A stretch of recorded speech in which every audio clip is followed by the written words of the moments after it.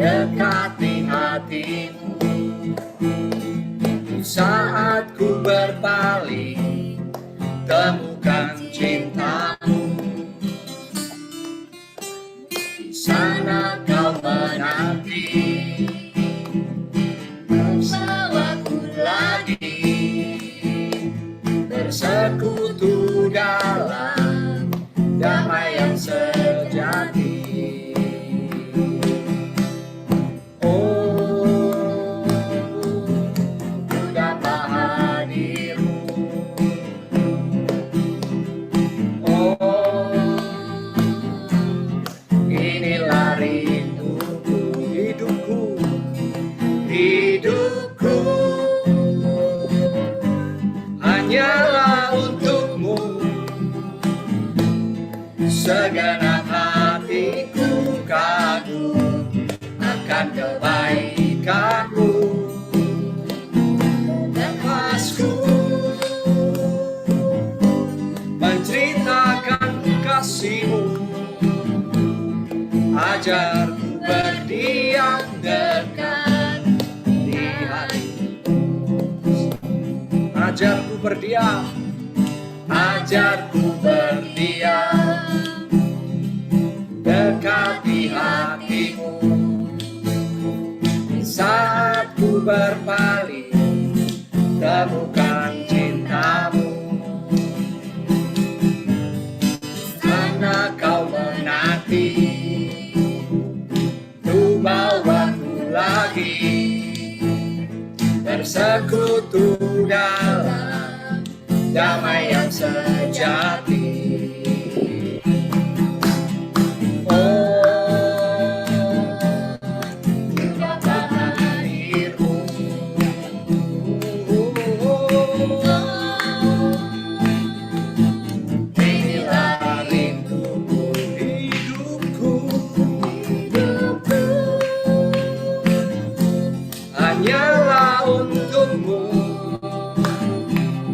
Segenap hatiku kagum akan kebaikanmu.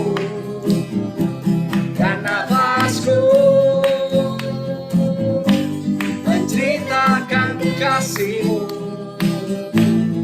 Ajarku berdiam dekat di hatimu. Hidupku, hidupku hanyalah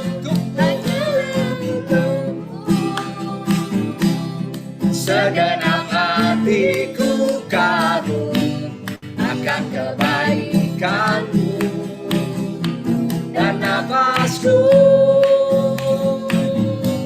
menceritakan kasihmu. Ajarku berdiam dekat di hatimu. Ajarku berdiam, ajarku berdiam dekat hatimu.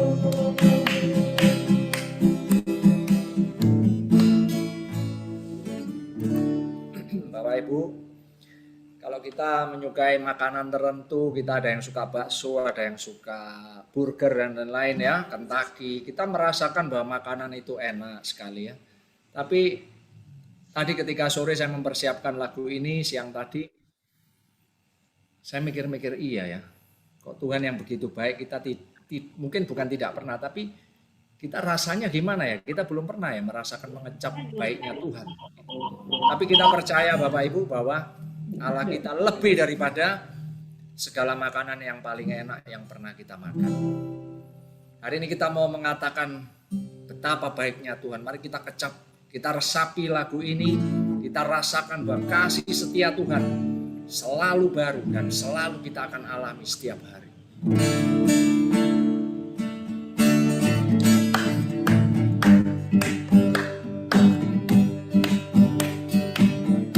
Kecaplah dan lihatlah betapa baiknya Tuhan itu.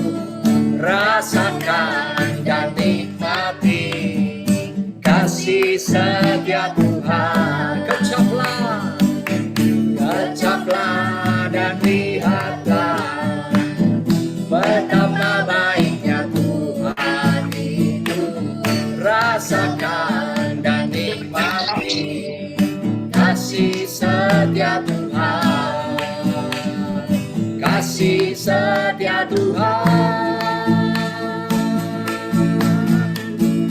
Syukur bagimu Tuhan, segala hormat bagimu Tuhan, Allah yang mengasihiku, Allah yang memeliharaku selamanya.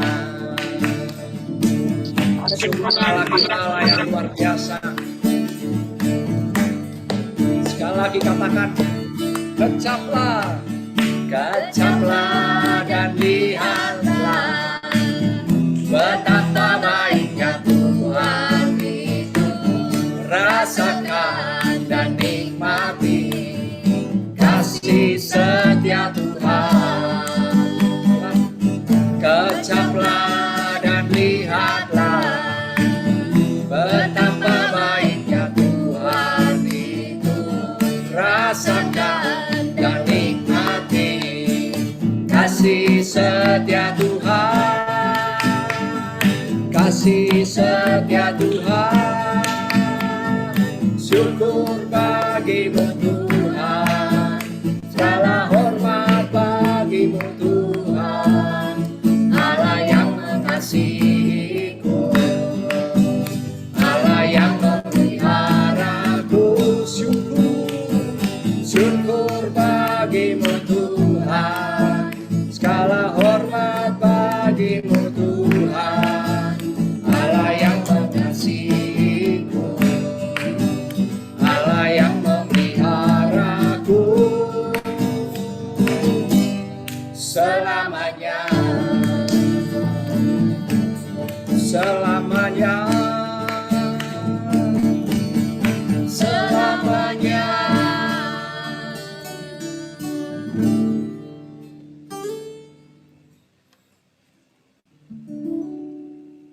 Saat ini kita mau menenangkan hati kita. Setelah kita memuji-muji Allah kita, bersorak-sorai seperti Daud, menari-nari di hadapan Tuhan, mengecap-ngecap betapa baiknya Tuhan Allah kita. Hari ini kita mau datang, sebelum kita menyembah Dia, kita mau mohon ampun di hadapan Tuhan. Untuk setiap dosa, kesalahan, kesombongan kita. Mari kita tenangkan hati. Kita periksa hati kita masing-masing. Kita melihat ke dalam diri kita.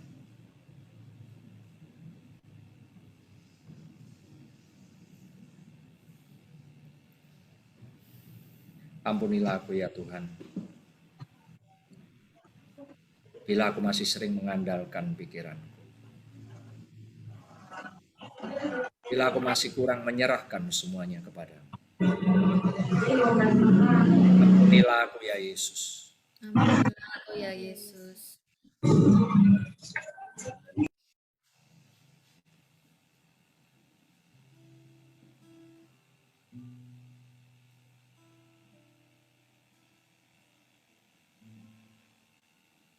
Ampunilah aku ya Tuhan, yang masih seringkali kurang sabar dalam setiap tutur kata maupun tindakan, yang masih seringkali melukai hati orang lain dan terlebih lagi mengecewakan Engkau.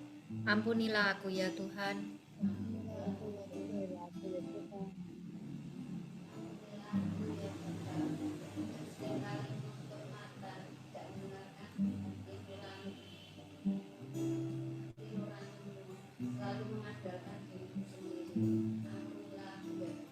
Ampunilah aku ya Tuhan.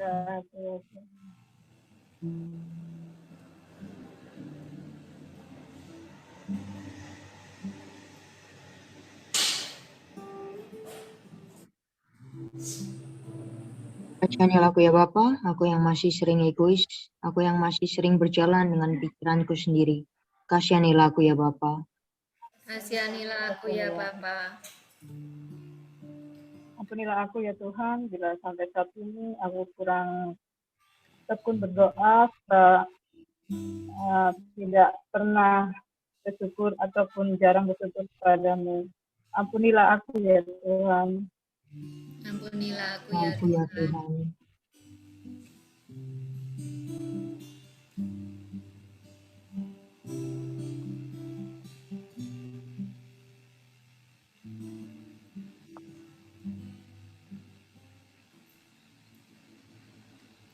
Itulah ya Bapa,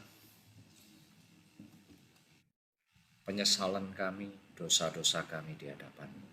Mari bersama-sama kita menyerukan doa tobat di hadapan Tuhan. Allah yang Maha Rahim, aku menyesal atas dosa-dosaku, sebab patut aku Engkau hukum, terutama sebab aku telah menghina Engkau, yang Maha Murah dan Maha Baik bagiku. Aku benci akan segala dosaku dan berjanji dengan pertolongan rahmat-Mu hendak memperbaiki hidupku dan tidak akan berbuat dosa lagi. Allah, ampunilah aku orang yang berdosa ini. Terima kasih ya Bapa, bahwa sekalipun dosa kami merah seperti kermisi, Kau akan putihkan seperti salju. Terima kasih Bapa, sungguh kami rindu untuk menaikkan syukur kami. Berterima kasih kepadamu, karena setiap saat, setiap waktu Tuhan, Engkau menemani kami, Engkau menyertai kami, dan tidak pernah Engkau mengecewakan kami. Setiap saat Engkau menyertai kami, Tuhan.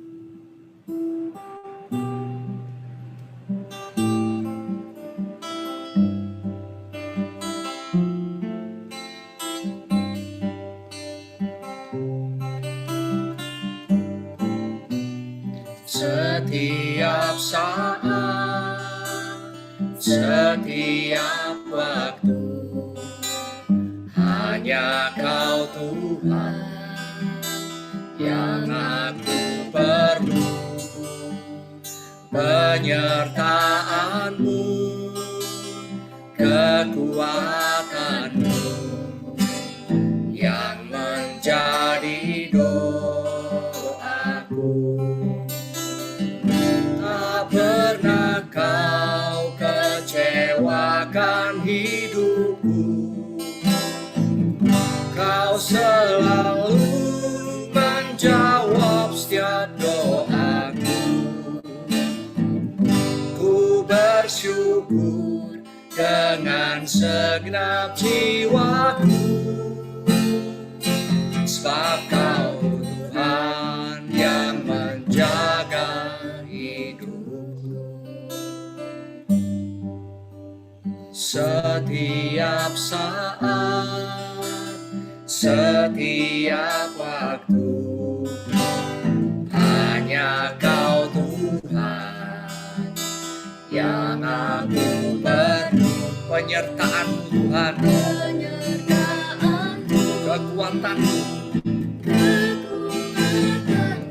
itulah doa kami yang menjadi doaku.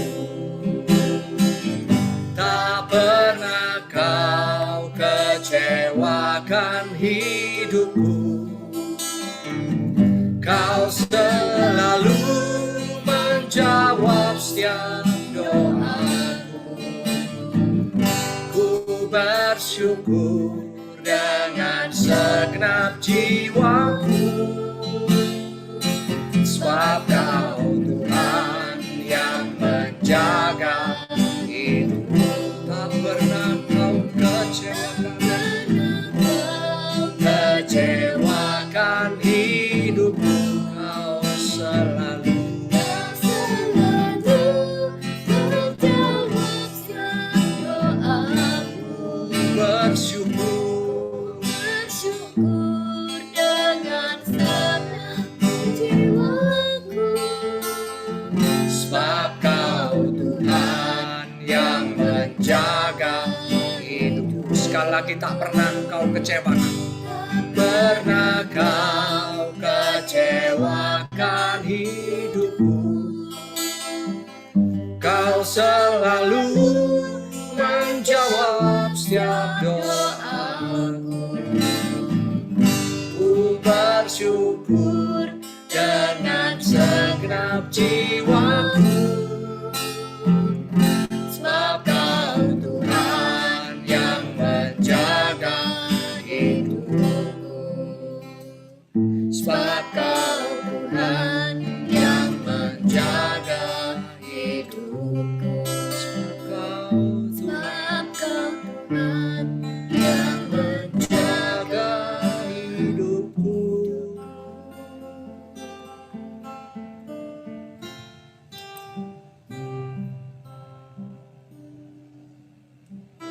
Tuhan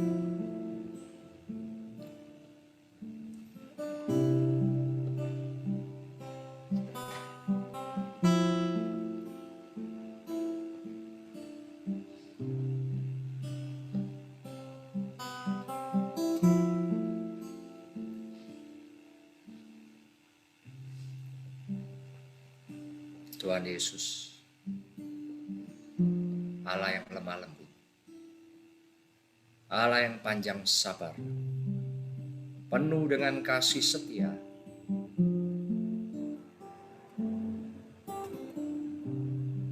Inilah kami ya Tuhan.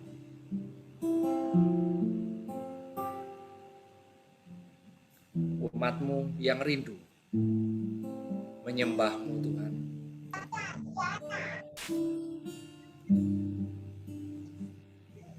Bimbinglah kami ya Tuhan Yesus. Gandeng tangan kami Tuhan. Supaya kami pada akhir hidup kami Tuhan, kami boleh datang dan masuk di rumah Bapa bersama para kudus-Mu.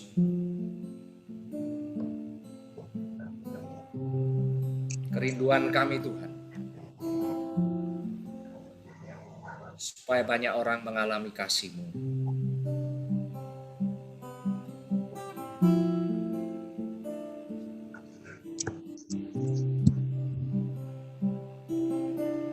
Inilah kami ya Tuhan, yang rindu menyembah-Mu. Tenanglah kini hatiku, Tuhan memimpin langkah hidupku. Di saat bimbang dan ragu, rasa tangannya. Tenanglah kini hatiku, tenanglah kini hatiku,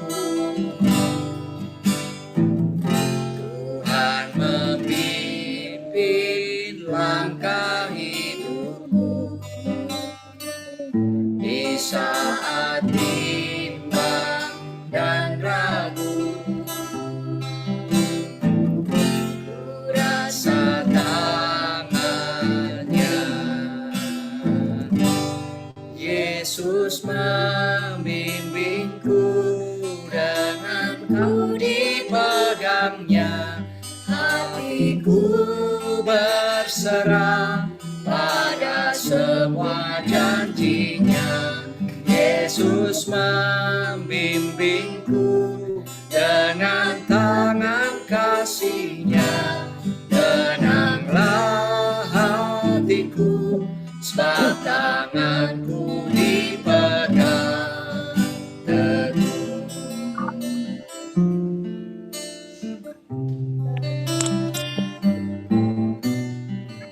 Tenanglah kini hatiku, Tuhan memimpin langkah hidupku.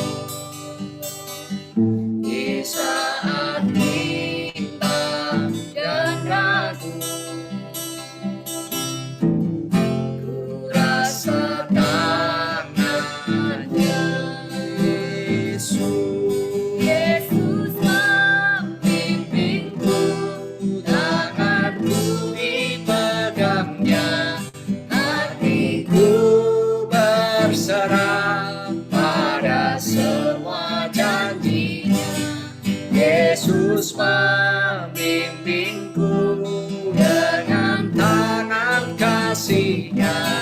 Tenanglah hatiku, sebab tanganku dipegang teguh. Yesus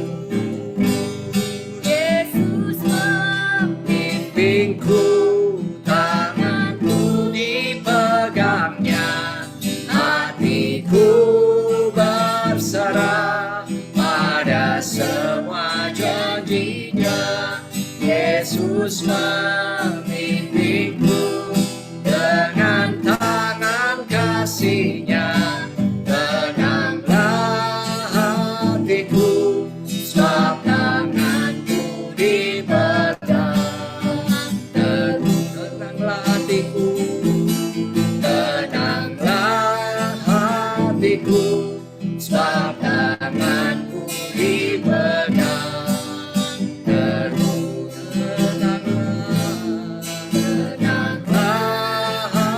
hatiku, sebab tanganku dipegang. Sebab tanganku dipegang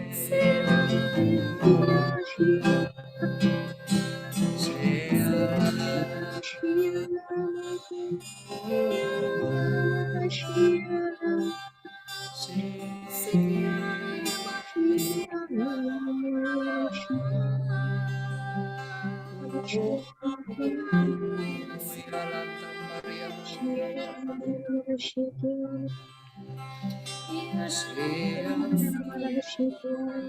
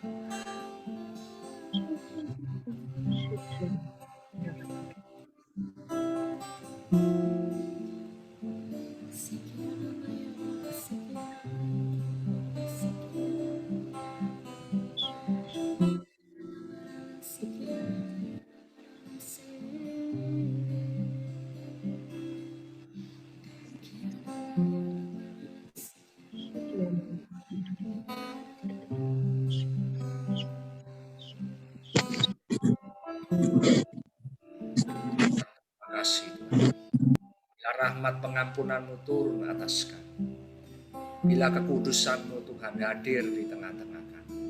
Terima kasih Yesus, terima kasih.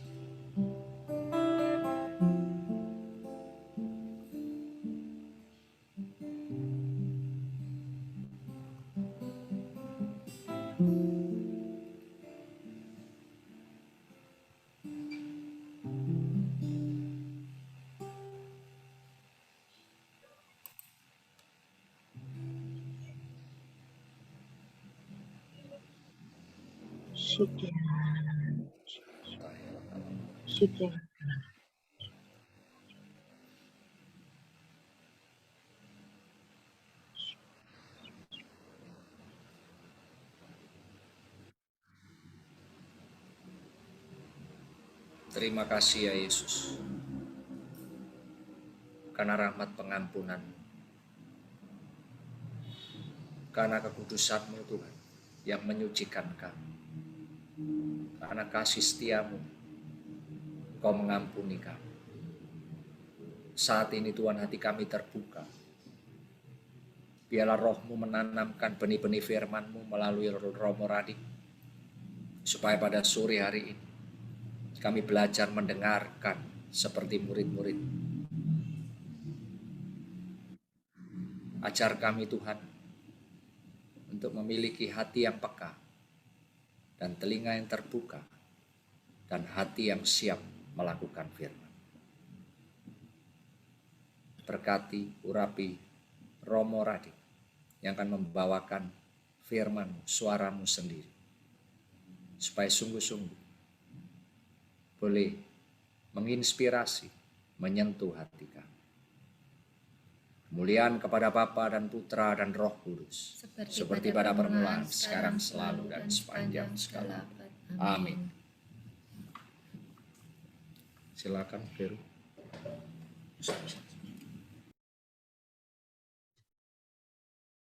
Romo Radik, silakan Romo. Halo, shalom semuanya. Shalom. Oke, terima kasih kita bisa kumpul lagi. Sudah lama sekali ya, kangen rasanya ya.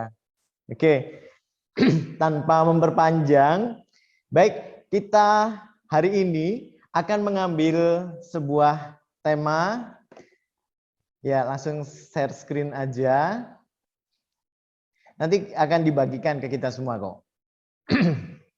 Nah, kekuatan melepaskan dalam masa pandemi. Nah, kemarin ada banyak yang bertanya, apa Romo yang dilepaskan? Lalu kemudian kenapa harus melepaskan? Lalu ada apa di balik melepaskan? Nah, kalau saya boleh mengilustrasikan seperti ini. Suatu hari ada seorang anak kecil datang, waktu dulu masih sudah lama sih sebelum pandemi, dia bawa tas besar, lalu saya tanya, adik, bawa apa? Tasnya kok gede banget. Wah, ini bawa mainan katanya. Memang mainannya banyak sekali dan saya kira bagi seorang anak kecil itu berat banget. Lalu kemudian, ayo ikut Romo keliling-keliling biara. Waktu itu dia ikut. Wah, dia bawa tasnya. Tasnya ditaruh aja, enggak mau. Dibawa terus. Padahal kalau saya lihat beratnya berat banget. Nah, akhirnya selesai keliling-keliling dia, aduh Romo capek. Lah, kenapa? Iya nih sakit semua badan saya gara-gara diajak keliling katanya. Saudara-saudari yang terkasih, demikian juga kalau saya boleh mengandaikan, kerap kali banyak kita menghabiskan waktu membawa beban-beban hidup kita yang seharusnya beban itu bisa dilepaskan atau ditaruh dulu untuk diselesaikan lalu baru berjalan. Banyak kan dari kita lupa melepaskan itu hingga akhirnya perjalanan hidupnya tidak nyaman dan akhirnya sorry ngomong kadang kita mengeluh, Romo saya tidak bahagia dengan hidup saya. Nah, itulah kenapa hari ini kita mau berbicara soal melepaskan. Dan melepaskan, saya mengambil tema dari sekalian ini kita membahas Santo Yohanes Salib. Wah, memang tidak menyentuh semuanya karena Yohanes Salib tokoh mistikus besar dan itu bukan sesuatu yang mudah. Tapi kita coba saja ya untuk melintasi masa pandemi ini.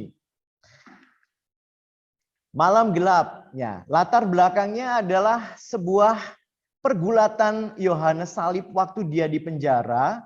Waktu itu dia punya ide mau memperbaharui ordonya. Tapi karena belum siap, akhirnya dia ditolak oleh saudara-saudaranya dan dimasukkan dalam sebuah penjara. Situasi yang tidak enak, situasi yang dia tidak inginkan, tetapi itu terjadi. Nah, kalau kita boleh membayangkan, kok mirip ya dengan kita sekarang ini? Siapa sih yang mau COVID ini berlangsung terus, Romo? Lah ini kerjaan saya nggak karuan.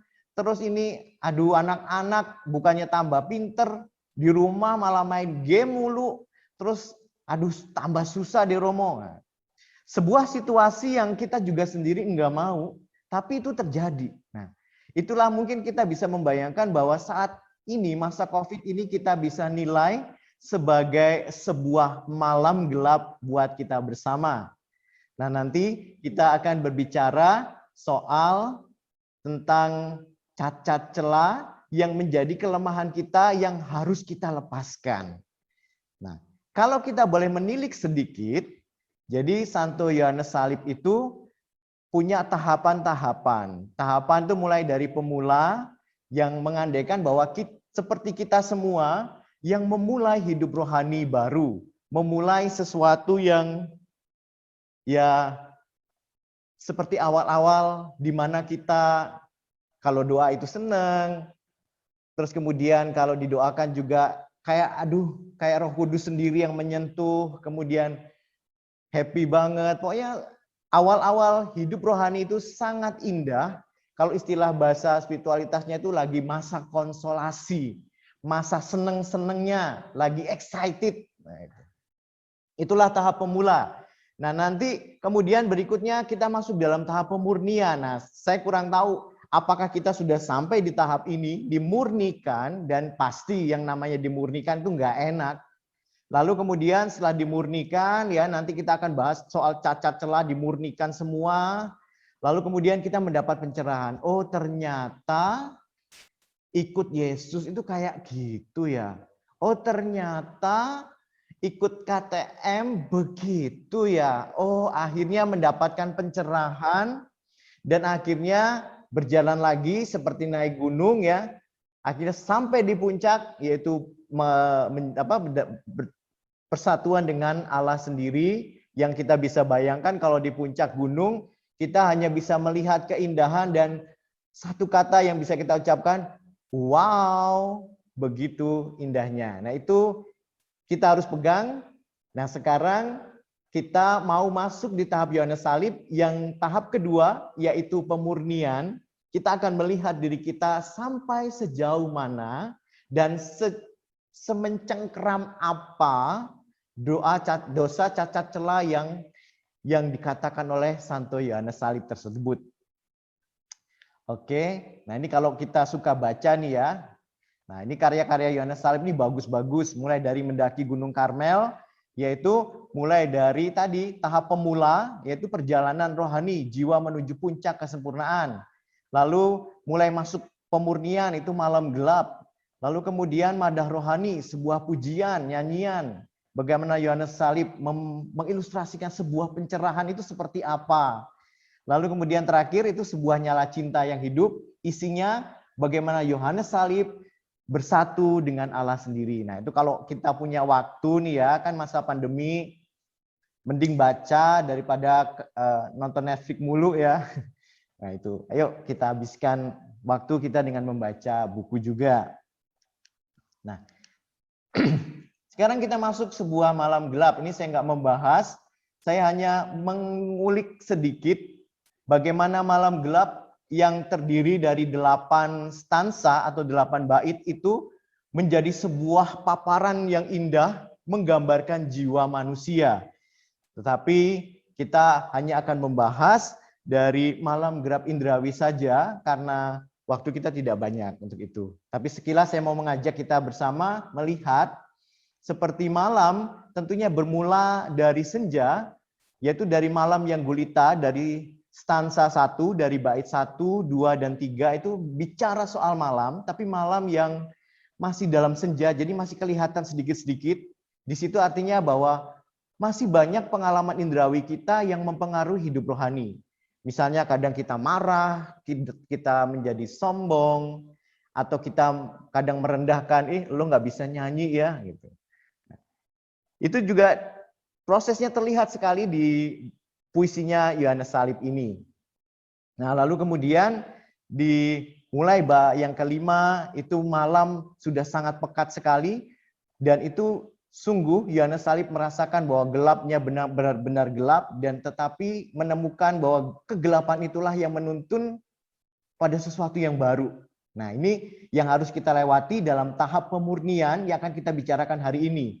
Kita akan ditelanjangi, jadi ingat ketika saya menjelaskan sesuatu, bercerminlah kepada diri kita sendiri, bagaimana dengan saya, sehingga akhirnya kita menemukan, oh iya ternyata saya juga dalam tahap itu. Nah, ketika saya menyadari itu, maka kita ditelanjangi, dan akhirnya tahu bahwa sampai di titik mana dan saya harus bagaimana. Nah, itu nanti kita akan temukan di sana. Ya, itu sekilas soal malam gelap dan puisi Yohanes Salib. Mula tadi dikatakan bagaimana setiap kita mengalami seperti seorang bayi yang disusui oleh ibunya, diberi makan terus, digendong, dibelai, dipeluk dan dijaga. Artinya di awal hidup rohani kita, di masa awal-awal pertobatan ya, baru datang ke gereja atau baru mengenal Yesus, kita hidupnya sangat senang sekali karena hidup kita tertata, merasa rindu. Ayo coba kita ingat kembali masa awal-awal kita mengenal Tuhan. Kita rindu sekali sama Tuhan, lalu kemudian pengen misa, terus pengen rajin terima sakramen tobat, rajin berkomunitas. Kayaknya hidup ngesel itu kayak jadi kerinduan gitu ya. Pengen nyanyi bareng sama teman-teman sekomunitas, punya komitmen yang kuat. Itulah awal-awal kita yang indah. Ini sesuatu yang harus dipegang. Memori awal inilah yang akan menjadi pondasi ketika kita hidup dalam sebuah komunitas. Ketika hidup komunitas kita dari awal saja sudah nggak karuan ya, akhirnya nggak cocok aku. Masa dia kayak gini, masa gitu. Udahlah nggak usah ikut lagi. Karena kita tidak ingat ada sebuah masa indah yang menjadi kekuatan pegangan kait bagi kita untuk bertahan dalam sebuah komunitas. Nah, ini adalah masa-masa awal yang harus kita pegang, yang dialami oleh setiap orang tentunya. Nah, tapi kita sadar sungguh bahwa kita juga hidup dalam sebuah dunia yang harus berhadapan dengan realitanya. Ada masalah pribadi, keegoisan kita sendiri, masalah keluarga yang kadang, aduh Romo capek ya. Belum lagi masalah keluarga habis dia, terus harus pelayanan, harus mimpin lagu, mimpin PW, nyanyi aja, udah berat banget rasanya karena masalah keluarga menghimpit. Belum lagi masalah kerjaan yang sekarang, Romo saya kena PHK. Begitu banyak pergulatan yang kita alami yang akhirnya membuat kita, keindahan rohani itu di mana ya tadi? Nah, maka nanti kita akan lihat lebih jauh lagi. Ternyata ada begitu banyak belenggu-belenggu yang membuat hidup kita nggak happy. Hidup kita nggak bahagia dan beban-beban itu mengikat kuat bagi diri kita. Yang bisa kita hubungkan dengan bisa saja kelekatan-kelekatan dunia. Romo kita nggak bisa, kalau nggak ada uang pusing. Ya memang ya buat hidup memang butuh uang ya. Romo saya nggak bisa kalau nggak ada kuasa. Kita terikat pada hal-hal dunia atau relasi mungkin. Saya mau ngesel asal ya teman saya masih di sana. Wah teman saya udah nggak di sana lagi, ngapain ngesel? Ngapain lagi komunitas? Kita terikat dengan orang lain. Wah saya nggak bisa apa-apa di sel itu, saya dipandang rendah gitu. Terikat pada orang lain, pada rendah diri kita. Nah, bahkan ternyata tidak hanya duniawi, kelekatan-kelekatan yang kita punya, ternyata ada kelekatan rohani juga. Yang kita kadang kenal sebagai 7 dosa pokok atau 7 cacat celah yang nanti kita akan bahas ini. Itu. Nah, kita ulang sedikit, jadi malam gelap adalah sebuah situasi yang tidak enak bagi setiap orang karena hidupnya ditelanjangi, dia harus lepas dari kelekatan-kelekatan dunia, indrawi istilahnya, ya entah itu kesombongan, kemarahan, dan macam-macam, dilepas pelan-pelan, sampai ke sebuah titik dia harus mengandalkan Tuhan di dalam hidupnya. Itulah sebuah situasi malam gelap yang pasti kita alami tanpa kita sadari kadang-kadang. Misalnya kayak di komunitas, ya saya tetap harus datang. Kenapa? Ya meskipun teman saya nggak cocok atau saya harus melayani, ya saya harus mati raga dong. Karena saya kan bukan ikut teman, ikut komunitas, maka saya akan tetap datang. Ya, mati raga, itu malam gelap.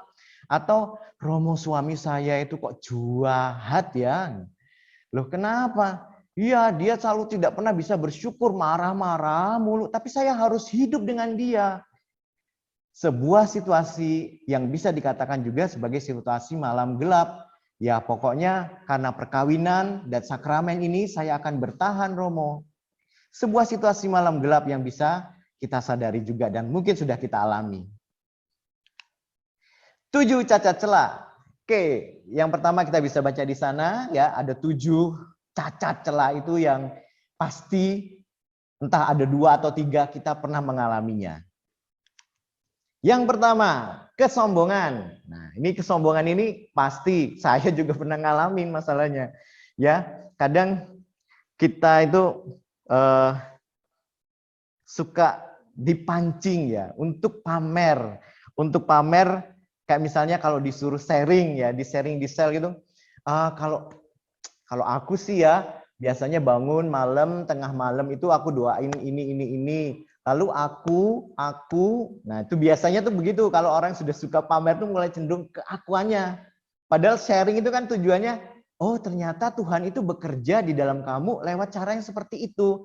Orang dibawa untuk masuk pada Tuhan. Kita lupa. Pokoknya aku bagaimana. Jadi kita lupa mengajak orang lain, oh ternyata Tuhan bisa juga ya bekerja seperti itu. Oh aku berarti harus kuat nih, diajak kuat kok. Nah itu yang kerap kali kadang godaan kesombongan itu ada. Kadang ada juga yang dengan cara pamernya itu kadang kayak teman saya waktu frater tuh ada. Tuh gaya apa mulai dari gayanya yang istilahnya kalau kita aduh so suci itu anak gitu ya. Mulai gayanya kayak aduh dia kayak sudah menyentuh surga gitu ya. Nah, itu juga bisa kejadian kita alami, suka pamer atau bahkan juga bisa jatuh situasi untuk menasihati ini kadang ya nggak tahu sadar nggak sadar kadang kalau kita lihat teman kita atau saudara kita lagi sharing terus kita ngerasa itu salah atau mungkin lagi dalam persekutuan doa atau PW notnya lagunya salah kita cenderung buat wah kamu salah nih nggak bisa kayak gitu kita langsung cenderung buat menasihati. Nah yang tahu kan diri kita sendiri kalau menasihati itu apakah benar-benar pengen nasehatin atau ada sebuah kesombongan dari kita yang merasa gue lebih tahu daripada lo ya gitu. Nah itu perlu kita cermati juga. Nah bahkan kalau dalam situasi kesombongan kita bisa juga jatuh untuk menghakimi orang lain. Lo siapa lo? Lo baru datang kemarin sore kok ngasih tahu. Lo siapa gitu. Jadi kayak orang jadi mau berkembang terus udahlah nggak usah protes nggak usah nanya-nanya jadi mundur perlahan-lahan gitu ya karena tanpa kita sadari kita sombong kita sudah menghakimi orang lain seperti orang Farisi gitu ya Tuhan aku nggak kayak dia kan apa sih tukang pemungut cukai kalau aku kan selalu rajin berdoa gitu kita bisa jatuh juga kayak gitu kesombongan kemudian juga kayak ada godaan-godaan setan untuk menjadikan kita sombong. Nah, harus disadari ternyata dalam hal-hal rohani pun setan bisa menggunakan itu untuk menjatuhkan kita. Lewat hal-hal rohani loh ya. Maksudnya ya seperti tadi, kayak misalnya Tuhan aku kok nggak bisa apa-apa ya kayak dia. Aku kok kamu aja yang jadi pimpinan ketua sel. Aku nggak bisa apa, jangan aku. Maksudnya sih rendah hati atau mungkin rendah hati ya. Tapi ya mungkin bisa juga ada kesombongan di sana tanpa kita sadarin gitu. Dan setan bisa bekerja dengan caranya sendiri. Misalnya, aku kan sebenarnya punya kemampuan bisa ngomong. Aku bisa jadi pembicara sebenarnya gitu. Nah, akhirnya digoda buat sombong menyombongkan prestasinya. Lalu aku dulu ya pindahan nih, aku dulu dari Surabaya nih, aku pindah ke Banyuwangi. Di Surabaya aku terkenal. Gitu. Ada sebuah kesombongan dan setan bekerja di situ. Padahal itu hal yang sangat baik sekali. Itu dosa kesombongan. Nah, yuk kita coba cek diri kita masing-masing bagaimana di sel saya. Di distrik saya, bagaimana ada enggak kesombongan-kesombongan seperti itu? Lalu kemudian yang kedua, itu adalah kekikiran rohani. Kekikiran rohani itu kayak semacam orang yang haus hiburan rohani. Pokoknya nggak merasa puas, pokoknya selalu mengeluh. Aduh kita ini kurang, nggak bisa kalau pujian itu harus pakai keyboard, harus pakai drum, harus pakai ini. Pokoknya ada saja yang dikeluhkan. Ini nggak bisa nyanyi, kita harus latihan. Panggil panggil pelatih nyanyi. Kayak semua tuh kurang aja gitu ya. Nah itu. Pokoknya dia selalu mengeluh dan terus mengeluh. Nah, atau mungkin bisa juga jatuh dalam situasi ya istilahnya apa ya, haus untuk menasihati. Jadi dia tuh butuh. Jadi sekarang ini kan kayaknya mudah banget ya, maksudnya ikut Zoom, ikut apalagi sih YouTube, terus kemudian yang online ya, mulai dari pagi buta sampai malam, tengah malam mungkin masih bisa dibuka, bahkan misa pun ya tengah malam juga masih bisa dibuka ya karena nggak sempet ya. Ya kita begitu mudah, habis waktu mulai ada juga yang kadang jam berapa ikut doa, jam berapa ikut adorasi, jam berapa lagi ikut misa, jam berapa lagi. Satu hari habis berapa banyak dia untuk ikut seperti itu. Tapi sebenarnya bukan untuk berjumpa dengan Tuhan, tapi jatuh pada posisi untuk memuaskan diri ya. Jadi kayak semacam sebuah pelarian, tapi ya yang tahu sih diri kita masing-masing ya, karena kita nggak bisa menghakimi orang lain. Yang tahu diri kita masing-masing, jadi ya dilihat apakah itu membawa saya dekat dengan Tuhan atau hanya sekedar memuaskan indera pendengaran dan mata saya saja, atau cuma menghabiskan waktu. Nah itu coba dicek, itu sebuah kekikiran rohani ternyata. Nah kemudian juga kerap kali kadang kita lupa untuk sampai kepada Tuhannya, sehingga akhirnya terus mencari, waduh di Katolik nih kayaknya nggak cukup deh Romo. Kayaknya kurang deh, nggak kayak di sebelah sana, itu lebih, wah pengajarannya wow, terus modul-modulnya keren. Terus kemudian ya rasanya tuh kayak mencari dan mencari, tapi kalau itu buat menuju kepada Allah, buat dia makin baik dan dekat dengan Tuhan, it's good. Tapi kalau cuma buat memuaskan diri ya lagi-lagi harus ditanyakan pada diri kita masing-masing. Terus yang ketiga, kemesuman. Nah, kemesuman ini ya kita bisa baca sendiri ya. Bukan soal kejatuhan rohani seseorang dalam dosa percabulan, tapi soal kekurangan saat latihan rohani, orang itu sedang dibersihkan dalam sebuah malam gelap. Jadi ada godaan-godaan, istilahnya godaan-godaan lah. Godaan-godaan ke arah percabulan sebenarnya, tapi bukan membahas dosa percabulannya. Nah, kemesuman ini gitu kita bisa lihat di sana bisa terjadi saat kita doa. Bahkan ekaristi. Waduh, ini biasanya kalau yang umatnya pakai yang mini-mini itu ya, nah, itu. Menjadi godaan, terus dilihat romonya, waduh, jatuh nih dosa kemesuman ini. Nah, dan penyebabnya itu ada 3 di sana. Kita bisa lihat ada kenikmatan yang dirasakan kodrat dalam hal rohani, ada godaan setan, dan bahkan ada ketakutan. Nah, itu. Jadi banyak hal ternyata menggoda kita untuk masuk dalam dosa kemesuman ini.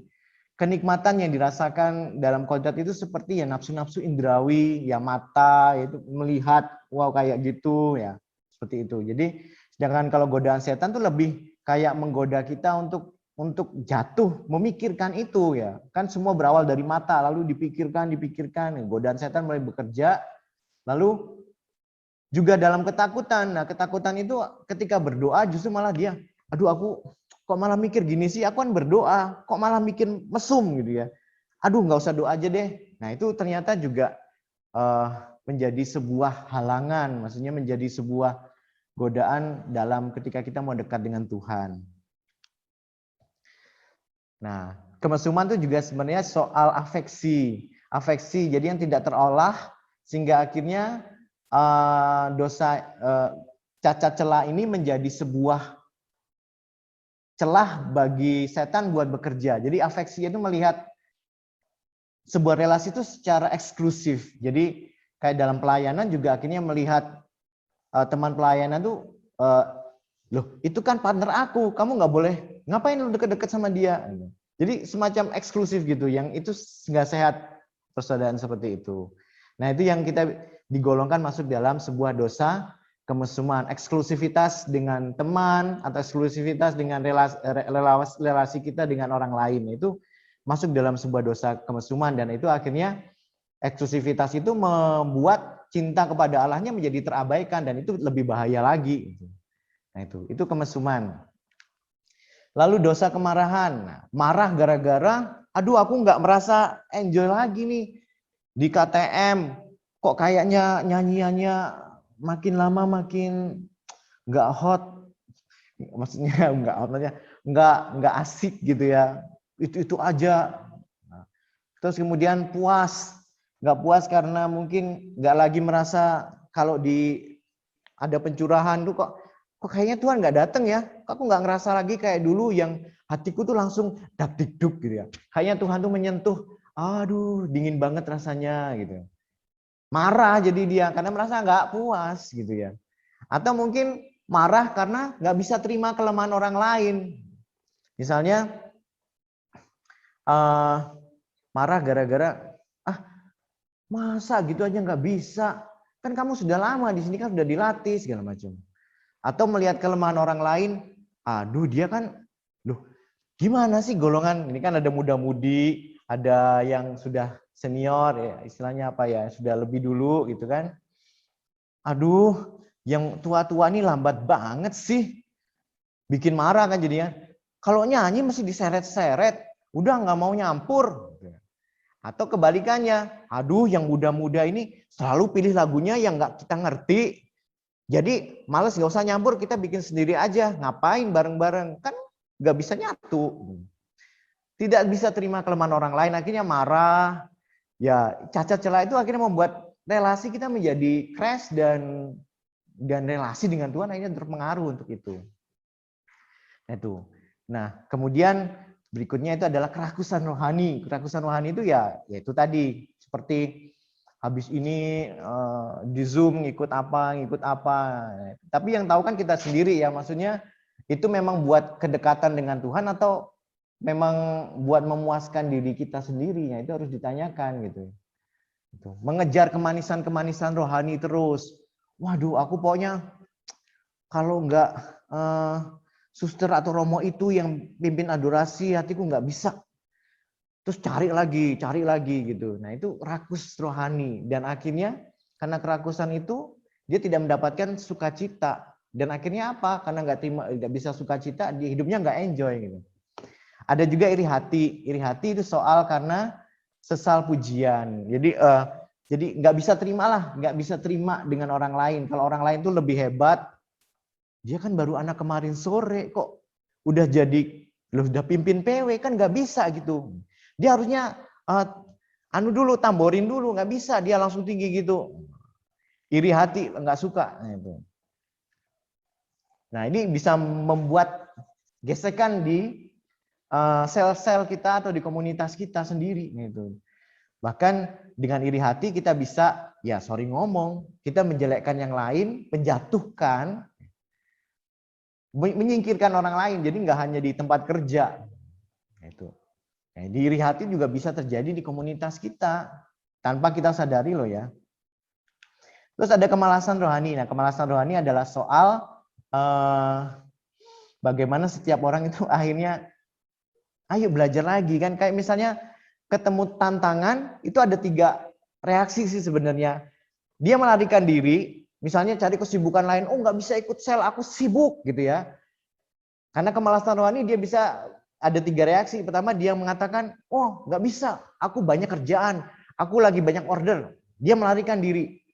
Yang kedua yang dilakukan, dia diem aja. Ya udahlah, yang penting di dalam aja, usul enggak, ngomong juga apa-apa enggak, suruh mimpin juga enggak mau. Ya, diem-diem aja. Dan reaksi yang ketiga, ketika orang menemukan sebuah gesekan, nah dia maju. Dia nggak menjadi malas seperti ini. Dia berjalan terus meskipun banyak tantangan. Ya udah coba ini. Ayo, kata temen aku gini nih, bikin sel yang menarik kayak gini. Oh ya coba. Coba terus ya. Ya nggak apa-apa. Tapi yang pasti ada sebuah gerakan aktif, bukan menjadi malas rohani. Ini harus atau mutlak nggak boleh ada. Kenapa? Karena dikatakan dalam Yohanes 1 ayat 5, kegelapan itu tidak dapat menerima terang. Kalau 7 cacat celahnya ada di dalam diri kita, maka terang itu nggak akan datang. Maksudnya ya datang tapi ya kalau banyak celahnya ya berarti kan redup, remang-remang, dan maka mungkin ya kayak lilin makin lama makin mengecil. Atau 2 Korintus, Paulus mengatakan bagaimana terang dapat bersatu dengan gelap. Atau Santo Yohanes Salibis mengatakan jiwa yang mencintai sesuatu tidak mampu mencapai persatuan dengan Allah karena kerendahan budinya tidak lebih mampu menjangkau Allah. Jadi kalau cacat celah itu masih ada, ya kita nggak akan menjangkau persatuan dengan Allah. Istilahnya cacat celah itu menjadi beban yang kita bawa. Kalau naik gunung, wah kita bisa bayangin kan. Itu begitu berat dan gunungnya begitu tinggi, ya pasti akan kita terengah-engah. Nah ini cacat celah mutlak harus ditolak. Kenapa? Ya itu tadi. Nah lalu apa yang menjadi kekuatan dari melepaskan ini? Lepas dari dunia, bukan berarti tidak aktif di dunia, maksudnya lari dari dunia bukan, tapi kelekatan-kelekatan yang kita punya, keinginan daging, dan bahkan cacat celah kita. Yang 7 ini tadi, apa sih kalau kita berani melepaskan? Nah, yang pertama, pasti kita akan makin mengenal diri lebih baik. Oh, ternyata aku ini orangnya gampang marah. Aku ini ternyata, aduh, belum apa-apa, sudah emosian, terus mundur, terus ngambil keputusan salah, dan sekarang malah jadi males rohani ke gereja online, maksudnya di itu juga males. Mungkin nanti kalau udah offline juga males. Oh ternyata aku nih emosian. Oh ternyata aku nih sombong, gampang sombong. Nah makin mengenal diri sehingga tahu apa yang menjadi kelemahan. Ketika digoda, datang nih ke sel. Ngapain lu datang tumben? Wah tersinggung dong langsung. Wah, enak aja gue kan sesepuhnya, maksudnya seniornya di sini, kok lo ngomong kayak gitu ya. Langsung ngambek gitu kan. Wah, tapi enggak. Itu tadi cacat celah aku sadar aku ini kesombongan deh, nggak boleh aku mundur. Oh iya, ini mumpung ada waktu nih. Gitu. Tetap jalan terus. Ya kenapa? Karena tahu mengenal diri lebih baik. Tahu kelemahannya di mana, sehingga ketika ada godaan jatuh dalam cacat celah, akhirnya bisa di-counter. Nah, mengenal diri itu seperti kita membuka pintu. Pintu itu dibuka lebar-lebar supaya cahayanya masuk banyak. Dan kalau cahaya masuk itu seperti rahmat Allah yang penuh. Dan karena rahmat itu akhirnya semua itu kelihatan. Dan kalau semua kelihatan, oh ternyata ada kursi di sini. Untung aku nggak jalan sembarangan, kalau nggak kesandung. Oh di situ ada, kelihatan semua. Kelemahan kita kelihatan semua. Bukan berarti melemahkan kita, tetapi kelemahan itu membuat kita, oh di sini aku nggak boleh. Hati-hati kalau aku ada begini, hati-hati kalau begitu. Rahmat Tuhan yang akan membantu kita. Makin dibuka lebar pintunya, rahmat itu makin mengalir penuh. Makin kita bisa bertahan dalam sebuah komunitas. Makin kita bisa bersyukur bahwa, oh syukur Tuhan aku berada di komunitas ini. Memang semua tidak selalu seide. Memang semua tidak seaktif yang saya bayangkan. Tetapi saya bersyukur berada di komunitas ini. Saya tahu rahmat bekerja di sini. Nah, itu yang perlu kita pegang selalu. Lalu kemudian yang kedua, jika ada cobaan terhadap kelemahan atau cacat celah kita dapat menghadapinya, yaitu tadi kita tahu bahwa oh di sini kelemahan aku nggak boleh jatuh deh. Lalu kekuatan yang kedua yaitu tersedia ruangan luas, yaitu tadi ya. Ruangan luas itu untuk makin lebar menerima rahmat Tuhan, makin lebar untuk bisa bertahan dan tahu bahwa malam gelap ini hanya sementara menuju sebuah masa tahapan yaitu pencerahan, menuju pada sebuah tahapan yaitu persatuan yang indah dengan Tuhan. Dan yang ketiga, hidup lepas bebas. Bisa bayangin kan hidup lepas bebas kayak apa? Bukan maksudnya nggak ada kontrol, suka-suka hidupnya, bukan. Tapi ketika mau doa, ya aku doa. Nggak perlu khawatir dibilang sok suci. Dibilang nanti kalau suruh pimpin PW, nanti suaraku jelek. Nanti kalau aku diomongin di belakang kayak apa? Hidup yang kayak gitu nggak bebas. Belenggu-belenggu itu membuat kita nggak nyaman. Maka dengan kekuatan malam gelap ini, dengan melepaskan itu, hidup kita bisa lepas bebas. Kita bebas untuk berdoa, kita bebas untuk berelasi, temenan sama siapa aja bebas. Kenapa? Karena nggak akan dipergunjingkan sama yang lain. Hidup kita benar-benar lepas bebas, nggak perlu merasa tercekam. Apalagi kalau masa pandemi ini, mau telepon siapa, mau kontak siapa, nggak ada yang ngerasain gitu ya. Kan makin banyak waktu sekarang buat gibahin orang lain kan ya. Nggak enak hidup nggak lepas bebas gitu. Nah maka dengan ini hidup lepas bebas itu membuat kita makin bahagia di dalam komunitas dan juga di dalam hidup kita sehari-hari. Nah bagaimana, di posisi mana kita sekarang ini? Dan apakah juga coba tanyakan, komunitas kita membantu kita nggak untuk menjadi pribadi yang lepas bebas? Atau malah komunitas kita yang membuat tudingan-tudingan yang membuat kita akhirnya, aduh aku mau hidup lepas bebas kok malah gini ya. Nah ayo coba tanyakan pada komunitas kita, sel-sel kita masing-masing, apakah kita sudah benar-benar saling memberikan hidup yang lepas bebas? Oke. Nah ini sudah selesai dan mungkin sudah Vero bagikan tentang 3 pertanyaan ini. Nah 3 pertanyaan ini yang menjadi tuntunan ya, bisa lebih dari sini boleh. Kalau memang tadi mendapat sesuatu, boleh dibagikan dan bahkan itu mungkin bisa jadi kekayaan buat yang lainnya. Oke, terima kasih. Tuhan berkati, kemuliaan kepada Bapa, Putra dan Roh Kudus, seperti pada permulaan, sekarang, selalu, dan sepanjang segala abad. Amin. Terima kasih Romo. Akan belenggu-belenggu akan dosa keterikatan kami semua. Ajar kami Tuhan untuk terus bersandar kepadamu, mengandalkan Engkau, senantiasa bersyukur, senantiasa berdoa, dan mempersembahkan hidup kami, diri kami kepada. Ya Bapa, malam hari ini kami bersatu hati mempersembahkan kepadamu gerejamu yang satu, kudus, katolik, dan apostolik. Bapak Paus, para kardinal, para uskup, dimanapun mereka berada, para imam, biarawan, biarawati, dan juga rasul awam,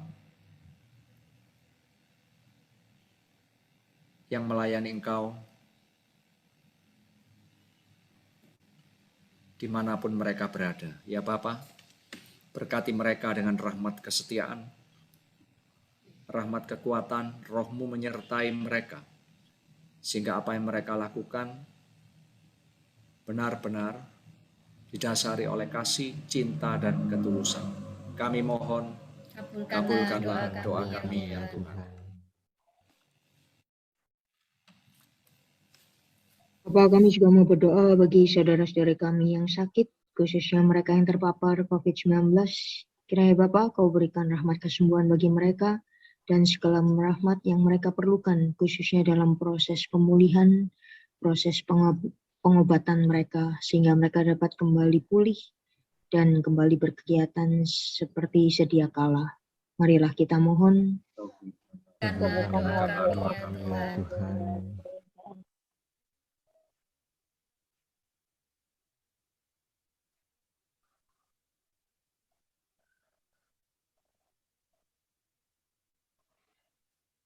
Ya Tuhan, kami juga berdoa bagi seluruh umat-Mu yang sedang melewati masa-masa sulit ini. Sungguh kami menyerahkan diri kami semuanya ke dalam tangan-Mu. Kami sungguh yakin dan percaya bahwa semuanya ini akan berlalu dan Kau akan memberikan hikmat atas apa yang kami alami ini. Jangan biarkan kami menyalahkan Engkau. Kuatkanlah kami dan biarkan kami bertahan untuk melewati masa-masa sulit ini. Entah itu dalam hidup kami sehari-hari, dalam perekonomian, maupun juga dalam hidup rohani kami. Berkati kami ya Tuhan, dengan rezeki-rezeki yang secukupnya, dan juga kesehatan yang melimpah. Kau jaga keluarga kami semua. Kau berikan segala rahmat-rahmat yang sungguh dibutuhkan. Marilah kita mohon. Kabulkanlah doa kami. Doa kami ya Tuhan.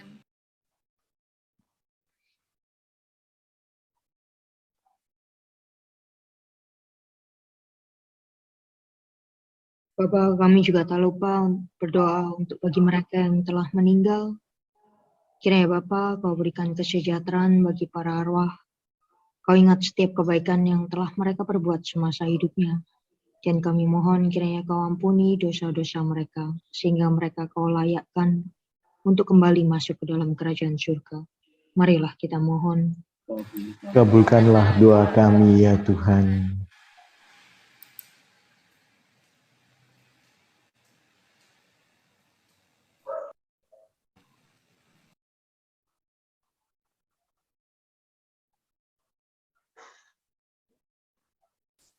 Kami juga berdoa ya Tuhan bagi seluruh kaum muda dimanapun mereka berada yang saat ini imannya mulai goyah dan mereka mulai merasakan kelaparan rohani. Sudilah kiranya Engkau menyentuh hati mereka, memberikan kelegaan, melepaskan kedahagaan mereka akan Engkau sendiri. Berilah mereka semangat yang kuat, berikan mereka kekuatan untuk setia dalam belajar, dan berikan juga ya Tuhan kekuatan jika mereka saat ini sedang bekerja. Semoga atas kasih-Mu seluruh kaum muda Kau berikan pengharapan yang kuat. Marilah kita mohon. Kabulkanlah Kabulkanlah doa kami ya Tuhan. Bapa di dalam surga, kami berdoa untuk uh, untuk KTM, untuk persekutuan doa ini, semoga ke depan semakin maju dan semakin melayani Tuhan. Terima kasih Tuhan, kami juga berdoa untuk keluarga-keluarga kami yang saat ini di masa pandemi hidup terpisah dari kami, yang berjauhan, walaupun kami tidak bisa pulang ke rumah kami, tidak bisa berkumpul, tetapi damai sukacitamu selalu menyertai mereka semua. Tuhan Yesus, kami juga berdoa untuk saudara-saudara kami, sahabat-sahabat kami, yang saat ini kehilangan pekerjaan karena pandemi ini dan kekurangan ekonomi. Mari Tuhan juga menolong mereka dengan kasih kuasa-Mu, agar mereka semua selalu damai sukacita apapun keberadaan mereka. Tuhan, kami juga berdoa untuk saudara-saudara kami yang saat ini sungguh merasakan penderitaan yang luar biasa, baik karena sakit maupun karena kerinduan untuk pulang kampung, bertemu keluarga dan orang tuanya.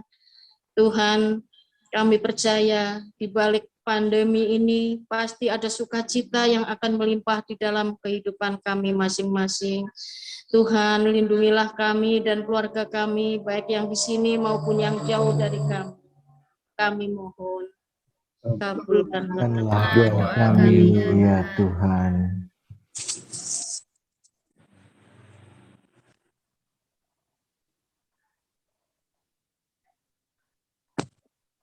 Tuhan. Ya Bapa, permohonan kami. Kami percaya bahwa kasih, kemurahan-Mu, kebaikan-Mu akan mengenapi semua doa-doa permohonan ini seturut dengan kehendak-Mu. Malam ini ya Bapa, kami mau mengakhiri sel ini, dan sebelum kita mengakhiri sel ini, kita mohon berkat dari Romo Redik. Tuhan sertamu, Dan sertamu juga. semoga dengan kuasa Allah yang maha tinggi, kita semua dikuatkan, kita semua diberi rahmat-rahmat yang sungguh kita butuhkan, khususnya rahmat kesehatan, semangat, kebahagiaan dalam hidup, dan juga segala rahmat-rahmat yang lain. Keluarga kita semua, hidup kita, pekerjaan, pelayanan, studi, dan juga setiap niat-niat baik kita, serta komunitas kita, senantiasa dilindungi, dibimbing, dan diberkati oleh Allah yang Maha Kuasa, Bapa, Putra, dan Roh Kudus. Amin. Amin. Sebelum semua live, kita foto bareng dulu yuk. Sekarang barengnya kan online. Bentar. Kamera. Kamera Bisa tolong dinyalakan dulu.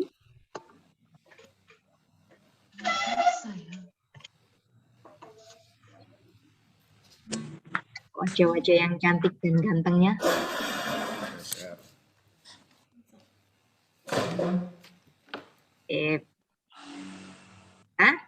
Siap?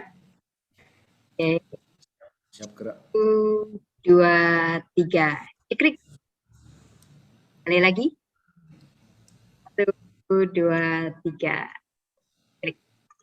Sampai jumpa di acara selanjutnya. Nanti kita akan ada acara yang seperti ini pada bulan depan. Nanti kita akan share di grup. Terima kasih banyak Romo Radik. Terima kasih banyak juga untuk Kosin yang telah memimpin pujian penyembahan. Semoga Tuhan memberkati kita semua. Juga terima kasih banyak bagi seluruh peserta. Tuhan memberkati. Amin. Amin. Berkah dalam Berkah dalam. berkah dalam Sehat-sehat semua.